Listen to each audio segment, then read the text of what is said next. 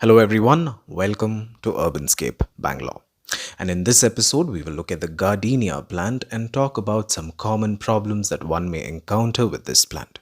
Towards the end, we will also look at some Q&A session where I will be answering some of your plant and garden related questions. Gardenia is a tropical flowering shrub that belongs to the Rubiaceae family that interestingly includes the coffee plants too. They are native to Africa, Asia, Australia, and many other tropical countries. So, this plant is named after a botanist, Alexander Gardner. This, by no stretch of imagination, is an easy plant to grow and is notorious for being a very fussy plant. The reasons for which will be discussed in the later parts of the video. Now, for some plant characteristics. Leaves. So, you get these glossy, coffee like leaves that, as they age, lose their sheen. Buds. You may mistake the buds for new leaves because they look green, and once they unfurl, which can take painstakingly long, they bring out the white petals slowly one at a time. Flowers. You get gardenias that have blooms that come in various forms and some even come in yellow color. But this rose-like bloom is the most common. They are primarily grown for their enchanting fragrance, similar or even better than a jasmine. The flower is velvety to touch. The flower, once unfurled, does age very quickly and are not long lasting. They change color from a white to a pale yellow and then finally dry and die. The dry petals do retain the fragrance and you may use to preserve them in your favorite journals. Blooming season.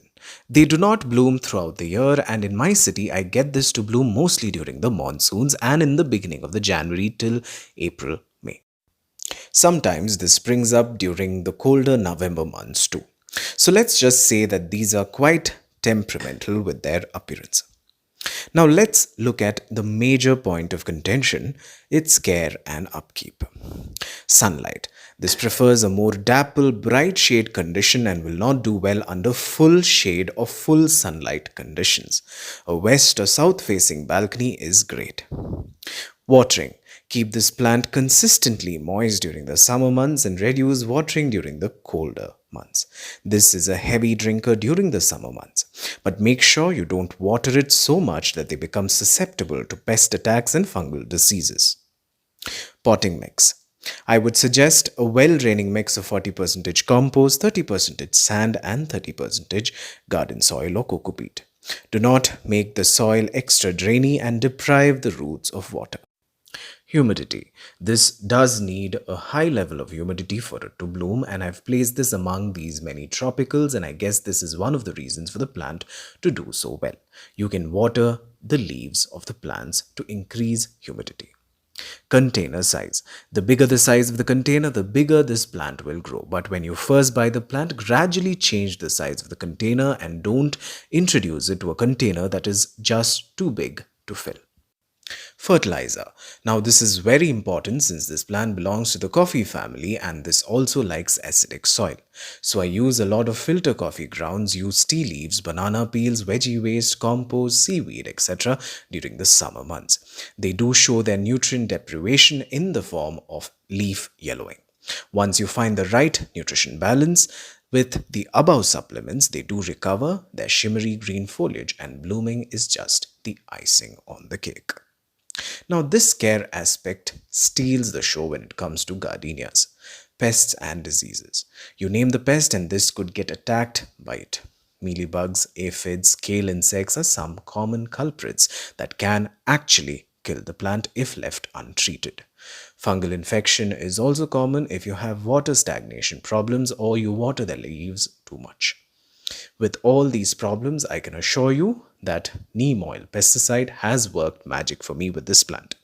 Apply thrice a week until you see the infestation reduce.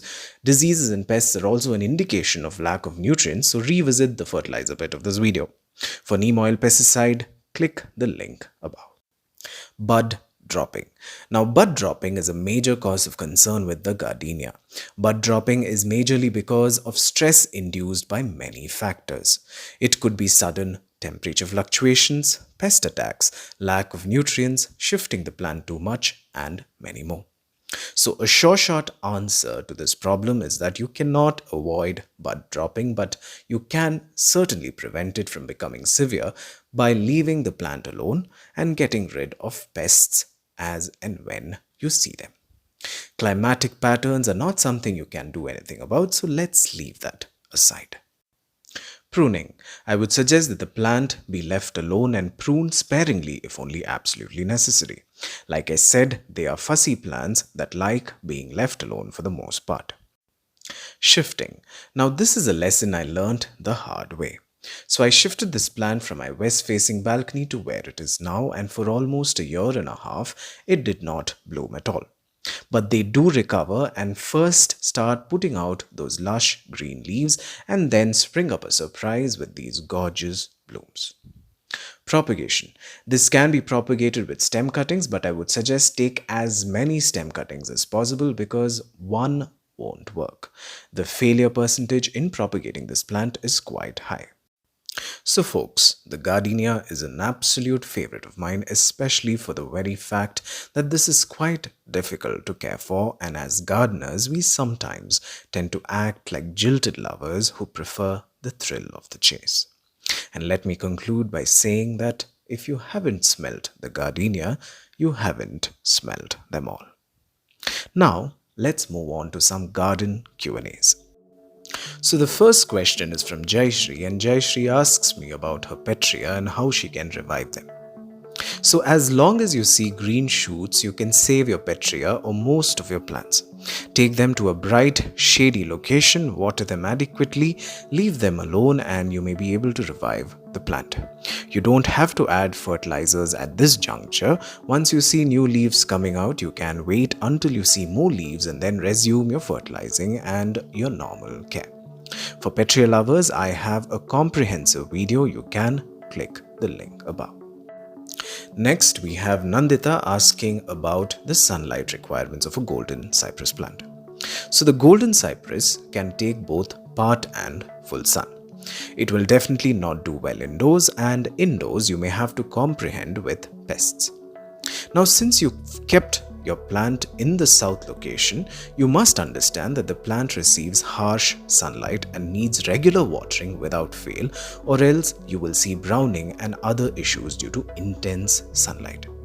So your best bet would be a west-facing balcony if you're forgetful about watering. Leena asks about the chrysanthemum. So Kerala, for those of you who don't know, has hot and humid climatic conditions which may not be very conducive for a mum that grows well in regions where there is a temperature drop like Delhi, Chandigarh, Bengaluru and so on. You can try growing them under shade though. Avara Streets asks me about the bougainvillea. Now I see you've added gravel, and I would not choose that since gravel can make the potting mix more wet than improve drainage. So avoid bigger size gravel in the potting mix and follow the tips given in the video above. So with these few questions, I will be ending this video here. I really hope you've liked this Q&A session that I have included in my videos for the first time, and trust me, this will not be the last. You can additionally follow me on Instagram and Facebook. The links are given below. And always remember, to grow slow is to grow well.